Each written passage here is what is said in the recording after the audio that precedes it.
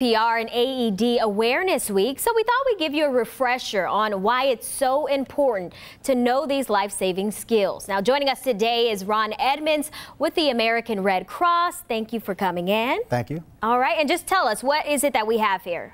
Okay, what we have here is a mannequin, an adult mannequin, which is here for me to give you a demonstration as to where basically the hands should be while performing CPR. Because the art of CPR is to send oxygenated blood to the vital organ, which is the brain.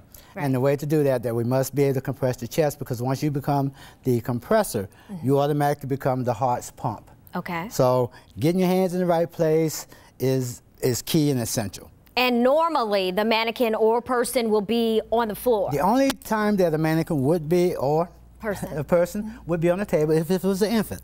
Now you can use it for an infant, but for an adult it's imperative that you have your hands in the place. Like we take the strongest part of the chest. I usually like to use the armpits. Okay. If my knee, and my heel of my hand is at the armpit, I have my hand here, place a hand on top, interlock my fingers so it's up off the chest, in the center of the chest. Now the key is that you have to steady your body up directly so that you can use your body weight to compress the chest of an adult, which is at least 2 inches deep.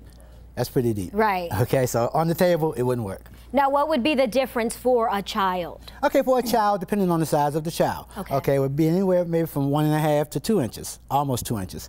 If it was an infant, okay, again, depending on the size of the infant, because you must have enough pressure to be able to compress the chest so that you can get the oxygenated blood going through to the vital organs. Now, would you actually compress the chest of a child? I know, because their lungs and, I mean, their yes, ribs it would be that. You would have to compress it so that you can get enough pressure, so that the pressure builds up so that you can send the blood through the veins, because you got to remember the blood is stagnant and thick and it's sitting there. Right. So the idea is that you have to compress hard.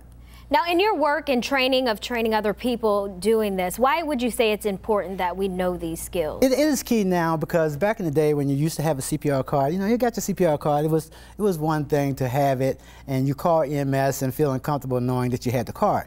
But today, when you call EMS, it takes EMS a longer time to get to any location. So there could be a time where we may depend on you to buy a couple of minutes, such as irreversible brain damage. Okay, if you don't get oxygenated blood going to the vital organ, which is the brain, if it goes into brain damage, then we have a lost cause. Right. So there's a time where, depending on the location, EMS may be delayed getting there. So you as a first responder, my heart stops, you're buying me time, okay?